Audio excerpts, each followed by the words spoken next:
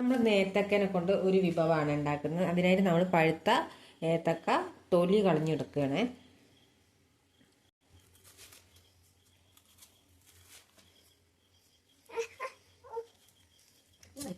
അത് നമുക്കൊന്ന് നടു ചീന്തി എടുക്കണം. ഇനി ഒരു ചെറിയ കഷ്ണങ്ങളാക്കി ഒരു പാത്രത്തിലേക്ക് അരിഞ്ഞിട്ട് കൊടുക്കാം കേട്ടോ.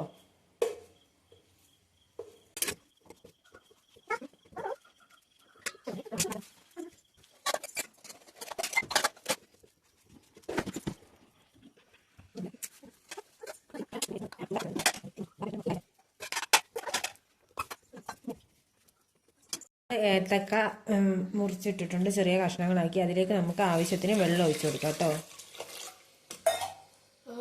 ഒരു നുള്ളു ഉപ്പിട്ട് കൊടുക്കാം, സ്വല്പം പഞ്ചസാര ഇട്ട് കൊടുക്കാം കേട്ടോ. ഇനി ഇത് അടുപ്പത്ത് വെച്ച് നന്നായിട്ട് തിളപ്പിച്ച് വേവിച്ചെടുക്കാം. അപ്പം നമ്മുടെ ഏത്തക്ക വേകുമ്പോഴേക്ക് അതിലേക്കുള്ളൊരു മാവ് നമുക്ക് റെഡിയാക്കി എടുക്കാം. അരിപ്പൊടിയാണ് കേട്ടോ ഞാൻ എടുത്തത്. അത് നന്നായിട്ട് ലൂസായിട്ട് നമ്മുടെ ദോശക്കൊക്കെ കുഴയ്ക്കും പോലെ നമ്മൾ നന്നായിട്ട് ലൂസായിട്ട് പച്ചവെള്ളത്തിൽ തന്നെ കുഴച്ചെടുക്കാം കേട്ടോ.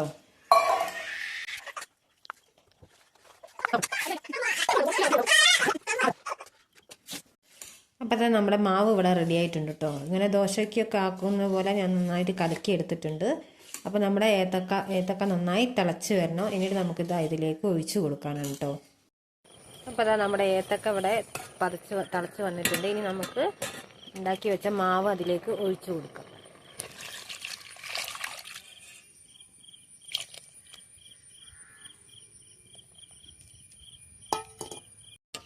നമ്മൾ മാവ് അതിലേക്ക് ഒഴിച്ചു കൊടുത്തിട്ടുണ്ട്. ഇനി നമ്മൾ ഇത് കട്ട പിടിക്കാതെ നമ്മളിത് കുറുകുന്നത് വരെ ഇങ്ങനെ ഇളക്കി കൊടുക്കുകയാണ്.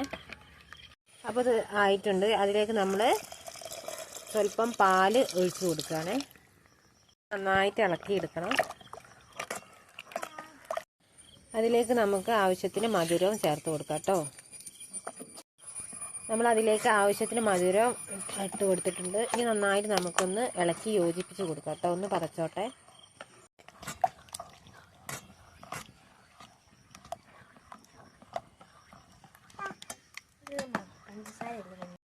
അതിലേക്ക് നമുക്ക് കുറച്ച് ഏലക്ക ഇട്ട് കൊടുക്കാം കേട്ടോ. നന്നായിട്ട് ഇളക്കി കൊടുക്കാം.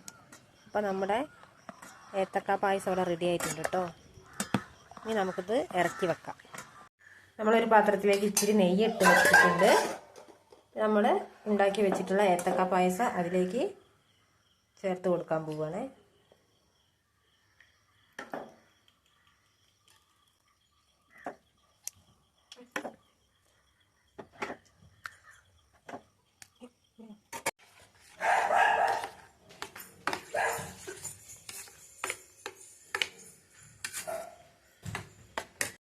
അപ്പോൾ അത് നമ്മുടെ ഏത്തക്ക പായസം റെഡി ആയിട്ടുണ്ട്. സിമ്പിളായിട്ട് ഉണ്ടാക്കാൻ പറ്റുന്ന ഒരു പായസമാണ് കേട്ടോ അത്.